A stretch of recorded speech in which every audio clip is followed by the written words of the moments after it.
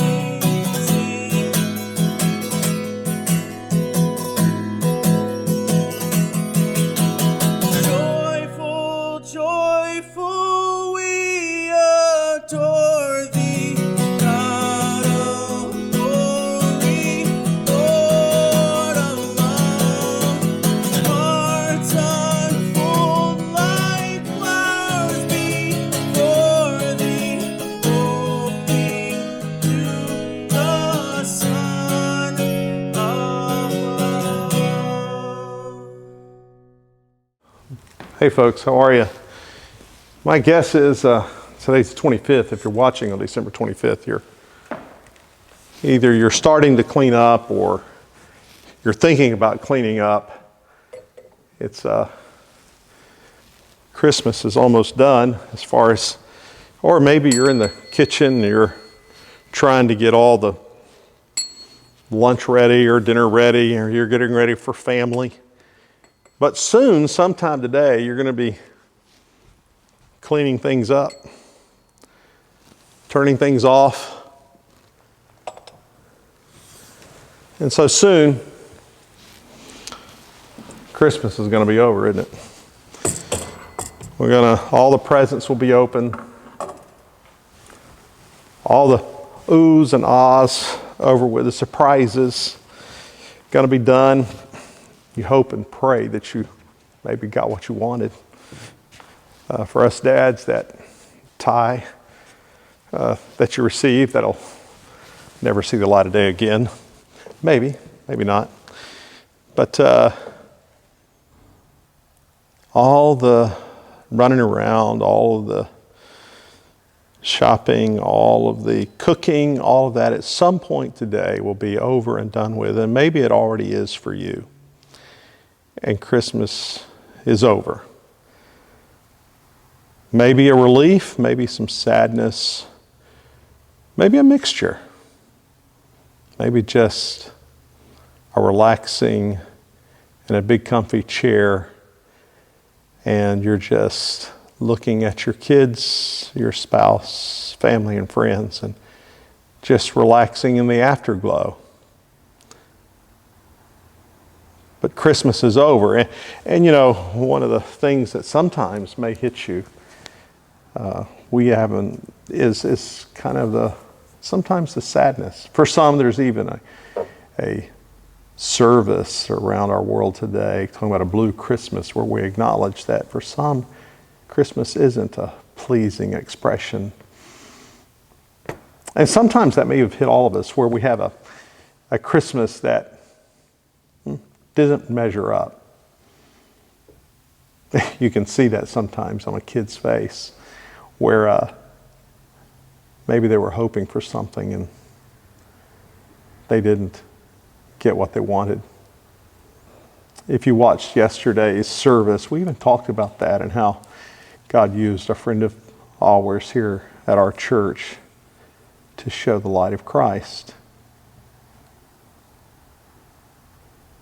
It's amazing how the light of Christ can show up in ways we never dreamed, and how disappointment can turn into joy and surprise in ways you never thought about. We've talked about Zechariah and Elizabeth and their child. We talk about Joseph and Mary, earthly mom and dad of Jesus, and their surprise. And we've talked about all the candles and how they lead, the hope, the peace, the joy and the love, and how they lead to one another, and how that is a process, and how every one of those lights are part of how God leads us. Well, but that gift giving, we talked about that, how gift giving, I think, is just part of how God has created us, how it brings pleasure and hope. Which reminds me of a story about my brother. By the way, if you are tuning in, we're not going to take too long of your time, so don't worry. Just stay with me for a minute. Those of you who are home viewers who are part of our community here at White Plains know that my brother died this past year. And my brother was probably about 13 years old or so. My family had moved out in the country and had some acreage out in the country, and my little brother wanted an ATV. Back then they were three-wheelers. Wanted one desperately for out in the country and riding in the trails and all of that. And so for Christmas, he was really anticipating he'd get one of those. And Christmas morning, we're unwrapping all the gifts and everything was good. And you could see on my brother's face, his name is Chris, his ATV wasn't part of the Christmas morning. And you just see just how downtrodden and how disappointed. I mean, he was faking it pretty good. It's a good Christmas. My dad always asks, it's a good Christmas. Yes, a good Christmas, a good Christmas. You get to see on my brother's face, he was really lying. It wasn't a good Christmas for him. He wanted, as a 13-year-old kid, he wanted that ATV really badly. He wanted it.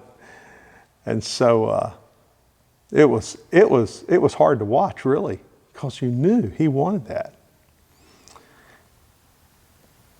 So part of our duty, my brother and me, was to get all the Christmas wrapping and take it away and throw it out in the trash. And so Dad said, well, look, you boys clean up in here unless I want you to throw all this out. And so he and I started gathering up, and my sister and Marie and my mom and my dad all helped us and put them in bags.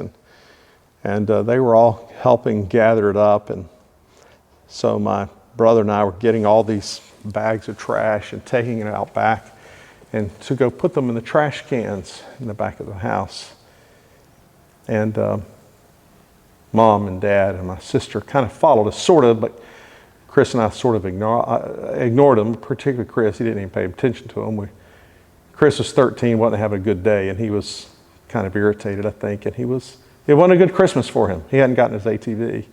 We got out of the trash cans, and there's a large tarp there, and I just said, well, Chris, what in the world? What is Daddy got this out here for? He said, I don't know. I said, well, move it out of the way so we can put the trash in here. And Chris pulled the tarp away, and you know the story already. There was his ATV. He went nuts. I mean, totally ballistic nuts. He couldn't believe it. Started crying. He was just all about himself. It was the most wonderful thing you've ever seen. I can see the trash cans. I can see the back of the house. And I can see my parents had a pool there and the deck and all that. I can see it so clearly. And it was in Florida, but it was cold that Christmas. I mean, all that, I can remember it so well. And I remember my brother's reaction. It was just priceless. He thought Christmas was over. I mean, all the trash we're throwing away the trash. We're putting out the trash. Christmas, for all purposes, for him was over. But he got a surprise. It wasn't quite over yet. Christmas is never over. Because you and I never know how or when God's going to show up. Just like our stories all through Advent, through Scripture, and through other stories. Through our friend Doug's story yesterday. You never know when or how God's going to show up, but you can always count on this, that no matter where you are or what situation you're in, the God who created everything and all there is going to show up for you. Because that's the God we serve. He will always be your light.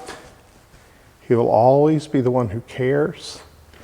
He will always be the one who will always be your friend when everyone else has abandoned you, when all the world seems to be against you, when all else seems to be lost, when there doesn't seem to be any hope, when there doesn't seem to be any peace. The one who created you will indeed come and say, no, you're my child. I'll always have another Christmas for you. Merry Christmas.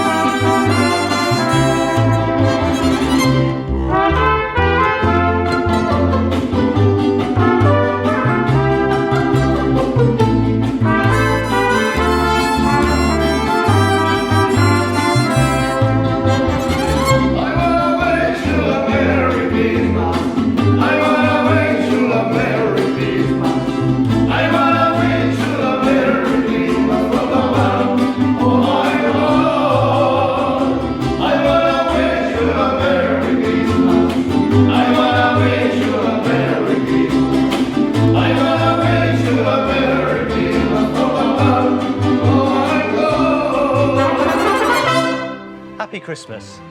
Joyeux Noël! Schöne Weihnachten. Buon Natale a tutti! Goeie! Merry Christmas. Frohe Weihnachten. Joyeux Noël.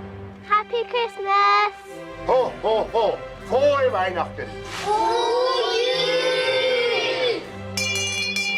Oh yay! Oh yay!